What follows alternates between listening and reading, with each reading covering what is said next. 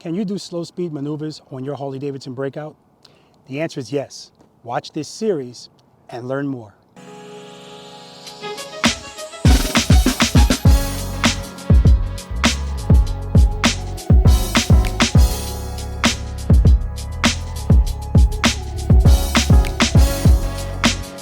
Good, keep it loaded, keep it loaded, keep it loaded, keep it loaded.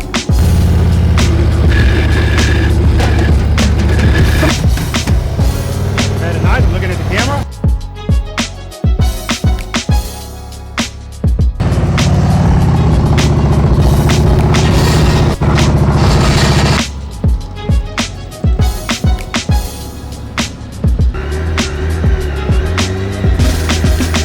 Very nice, good, good, good.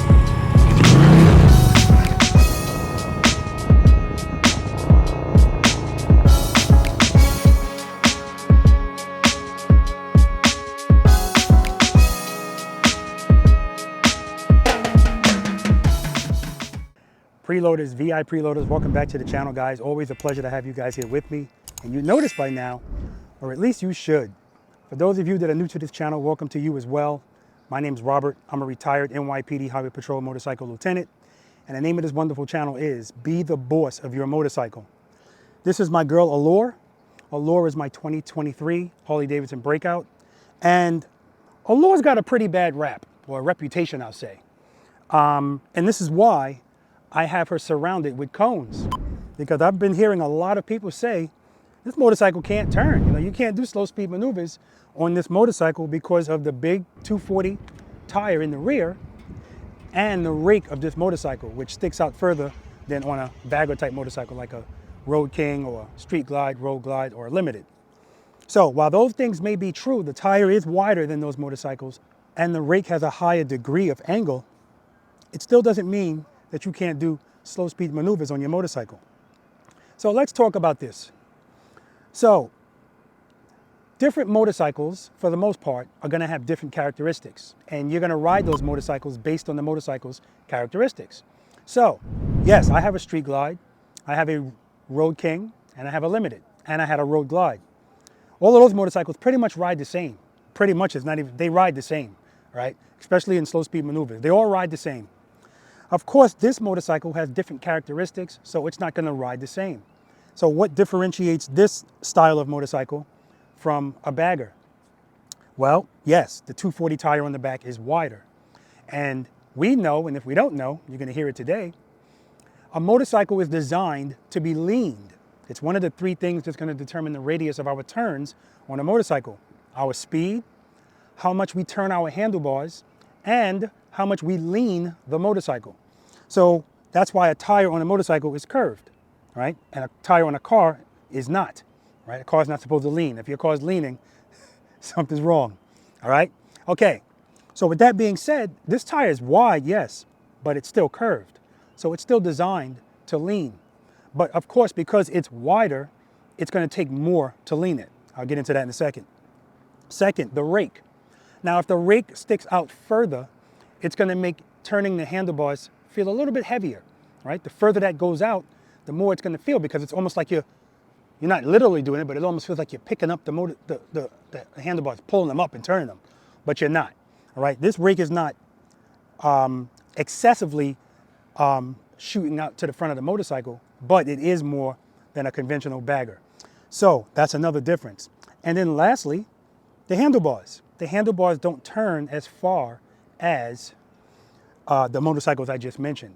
So usually with motorcycles where the handlebars don't turn as far, that can be compensated for with the lean angle. Usually the lean angle is higher, like on a sports motorcycle. A sports motorcycle barely turns, but it can lean a lot. This motorcycle, not so much. You actually have less lean angle on this motorcycle than you do on the conventional baggers. So if we already know that the handlebars on this motorcycle are not gonna turn as far as on a bagger motorcycle, and we know that you're not gonna have as much lean angle as a bagger motorcycle, those two things alone are gonna let you know this is not gonna be able to turn as tight as a bagger motorcycle, all right? Okay, with that being said, the question was, can you do slow speed maneuvers on it? And the answer is yes. And it's important you guys hear this. I don't care what kind of motorcycle you ride, you can do slow speed maneuvers on all of them. All of them. Because remember, and I say this often on my channel, this is not a competition out here. And none of this stuff is set up to be spec'd for a competition. So with that being said, no matter what kind of motorcycle you ride, you should be able to do these exercises, and the characteristics of your motorcycle should be capable of doing all of these exercises. And if it is not, if you have modified your motorcycle to the point where you can't do simple things on your motorcycle that you should be able to do, I just want you to think about this, right? I know we want to look good and be cool, but your motorcycle is not safe, right? This doesn't have as much of a lean angle, but it's still going to be able to let me lean enough where I can do stuff safely. If you could barely lean your motorcycle, it's not safe to ride. You can take it to shows and walk it around or ride it straight up. You can do that, but as far as taking it out on the road, I wouldn't advise it, okay? All right, so I surrounded Allure with cones to let you guys see. She didn't break out in hives. She didn't get a rash, right? The lights didn't start blinking. She's not intimidated by it, right? And it's because she knows what's going to happen today, right? Today is day one that I'm going to let her know who the boss is in this relationship. Right? I'm sure she's talked to the other girls and they probably let her know, but she needs to hear it and experience it from me firsthand, that I'm in control of this relationship. I'm the boss, and this motorcycle is going to go where I want it to go and do what I want it to do when I want to do it. Now, here's why I'm so confident, and you guys should be too, regardless of what kind of motorcycle you ride. And it's the reason why I say the first 4 exercises, including the warm-up, so really it's 5. The first 5 things that we do out here are fundamentally important, right? It's the bread and butter to everything else. It's going to make everything else work out for you. And what I'm referring to is the first 5 things that we do out here require no leaning of your motorcycle, 0 leaning. And that's why when people say, well, you know, I can't really lean my bike because I put big stretch bags on it and they're like an inch off the ground. I'm exaggerating that, of course. But the point is, I say, okay, great. But if you learn these first 5 exercises, it doesn't matter how low your motorcycle is because we're not leaning. We're going in a straight line, right? And when we get to exercise number 4, we're actually making a turn. But I want you doing that straight up as well. So this is showing that you have full control of your motorcycle. Doesn't matter how much the handlebars don't turn. Doesn't matter how low it is. Doesn't matter how fat the tires are. As a matter of fact, the fatter the tires are, it'll be easier to do this. All right? All right, guys, so this is going to be a series, right? I'm not going to do this all in one video and make it really long because I don't want people to check out on it. So this is going to be a 9-part series as it pertains to slow speed maneuvers on Allure. And the series is going to consist of me going through all 9 exercises that we do out here on my practice session. And if any of you guys are interested in the practice sessions that I do out here, I'm in Pooler, Georgia. Go to my website, click on practice information. It'll tell you everything that you need to know. All right? All right, guys. So let me get to it. The first thing I'm going to do is what we do, firstly, when we come out here and practice. Short starts and stops. This exercise is so important, guys.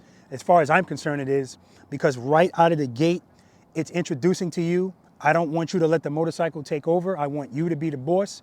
You're going to be doing starts and stops in short spaces. It's 15 feet for me. And it's going to force you to be comfortable going slow with your feet up and then stopping, smooth and under control. Accelerating, smooth, stopping, smooth. Everything we do is smooth. All right, enough talking. Let's do it. All right, guys, this is the warm-up exercise, short starts and stops. And as simplistic as this may seem, many people struggle with it. And it's not a mystery to me why they struggle with it. Most motorcycle riders are very uncomfortable between 1 and 10 miles per hour. And that's why you see their feet out. And that includes moving your feet, walking the bike, or the bike moving and you just having your feet out like this. And a lot of times dragging the ground.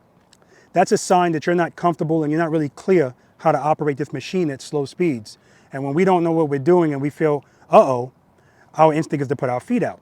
But what we learn here in Preloader Nation is that's what you don't want to do. It's not about not looking cool or not being laughed at or anything like that. We don't do that here in Preloader Nation.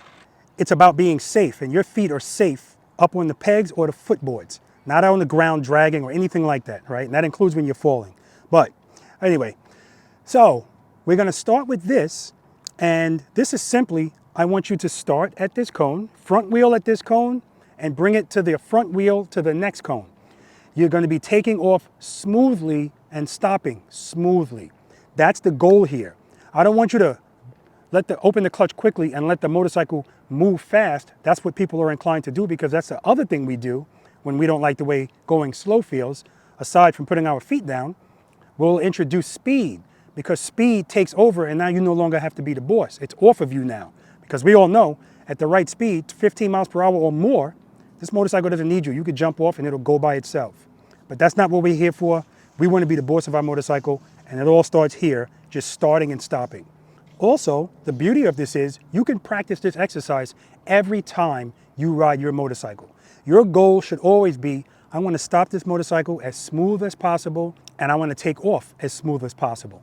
Now, stopping smoothly is important also because when you put your foot down, and you should only be putting one foot down because you should be using your right foot to apply the rear brake. I'll talk about that in a second. But when you put your foot down, sometimes there's pieces of gravel and, loose rocks or whatever on the ground. So if you're stopping your motorcycle and you're like this, right, in that moment, you're not in control. Plus, if you don't have proper footing when you do that, especially if your motorcycle's heavy, that could be a big problem, right? Because a lot of times we get hurt because we're still trying to catch the motorcycle as it's falling. And, if you don't have any grip, that's why we tear ligaments and all kind of stuff could happen. Forget about the motorcycle. I'm talking about what can happen to you. So I've done videos already talking about coming to a smooth stop. So I'm not going to go over that in detail. But what I will say is when we're coming to a stop, we're using the rear brake only. We're using the rear brake only on this slow speed course, period. We're not using this front brake at all in an exercise. I want to be clear about that. If you're outside of the exercise, you're riding from one to the other, you're going 20 miles per hour, by all means, front brake is going to stop this motorcycle a lot quicker than the rear brake. But in an exercise, during a slow speed maneuver, you should not be touching this front brake. Trust me, you don't want to do it. All right, we're not talking about what's possible. We're talking about what's probable and what's best. As simple as that. The other benefit of this series that I'm doing is you guys can go along with me, regardless of what kind of motorcycle you ride, because all of these exercises build on one another. And everything that you do always comes back to this. Why? Because you have to start your motorcycle and you have to stop. So if we talk about every exercise out here, we could talk about some that you may not do on a regular basis, but I can guarantee you, if you're riding a motorcycle, you're doing this all the time. So if that's the case, shouldn't our confidence in stopping our motorcycle be higher than anything else we do on a motorcycle because we have so much practice at it? Well, that's what we're talking about today. You may not think you're practicing because you're not mentally. That's why I say practice is a state of mind. So if every time you go outside your house to ride your motorcycle, you're always practicing coming to a smooth stop, always practicing taking off smoothly, nothing abrupt, nothing herky-jerky. We don't do herky-jerky here. If you tell yourself that and then do it, that counts, guys. That's practice, right? And you're going to see it's going to start getting better, your stops. You should not be stopping in the front suspension diving. Now, that's about more than one thing, right? Yes, sometimes it's about you're braking too hard, but a lot of the times you're braking too hard because you started braking too late. That's where coordination comes in. You're not coordinated. And this is about, that's why I call this slow dancing. Yes, we're doing everything with grace and fluidity, but it's also the way that we do, the way that we're moving. We're moving slowly and gracefully. And everything we do, we're applying slowly and gracefully, nothing herky-jerky. But a good dancer is always coordinated as well. If they're not, it's not going to look good. Whatever they're doing is not going to look good.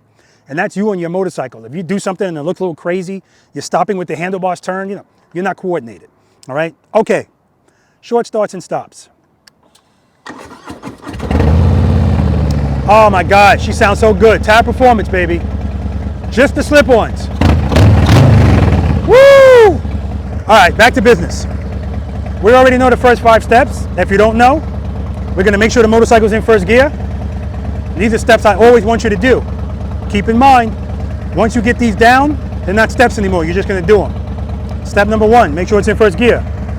Step number 2, cover the rear brake. Covering it means putting your foot on it. You don't have to apply pressure, but put your foot on it. And the reason for that is, if you need it and your foot's already there, you can stay in the realm of grace and fluidity and apply gentle pressure.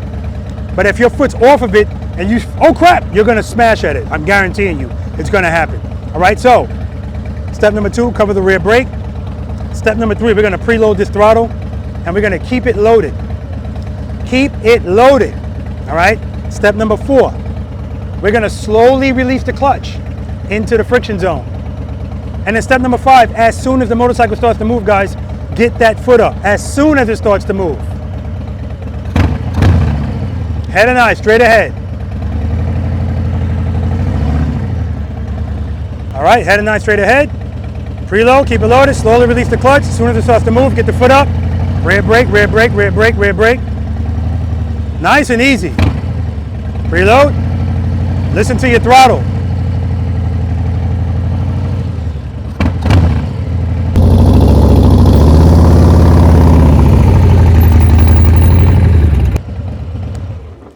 So you see, the throttle's important. Preload the throttle, keep it loaded, open the clutch slowly into the friction zone. Once the motorcycle starts to move, you're staying in the friction zone. Now, how am I making sure? You'll notice that my handlebars aren't going like this, even though I'm moving very slowly. Am I a master at balance? No, I'm staying in the friction zone, but I'm also dragging the rear brake. Remember, I'm only traveling less than 15 feet. So if I want to make sure that my motorcycle stays true at those slow speeds, the key to that is I have to stay in the friction zone. Keep power going to the rear wheel. Now, clearly, I'm not all the way in the friction zone, right? I'm slightly in the friction zone. I don't need a lot of power.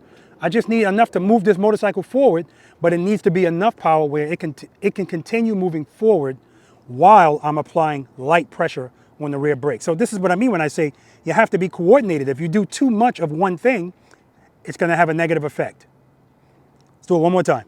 Make sure I'm in first gear. Cover the rear brake. Reload.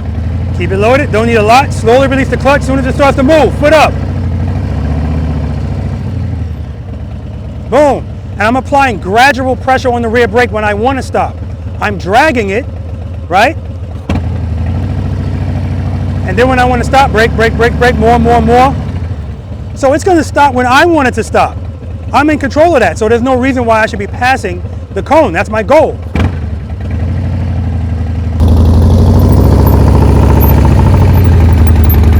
Left foot down, nice and easy.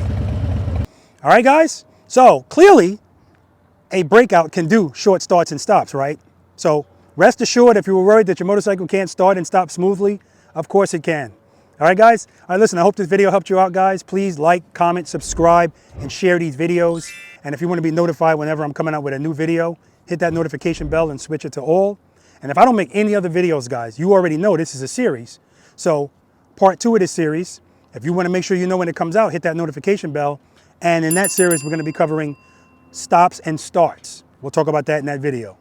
All right, guys, love you all. Seat time doesn't equal practice time, guys. And if you have time to ride your motorcycle, you better make time to practice on it. Until next time.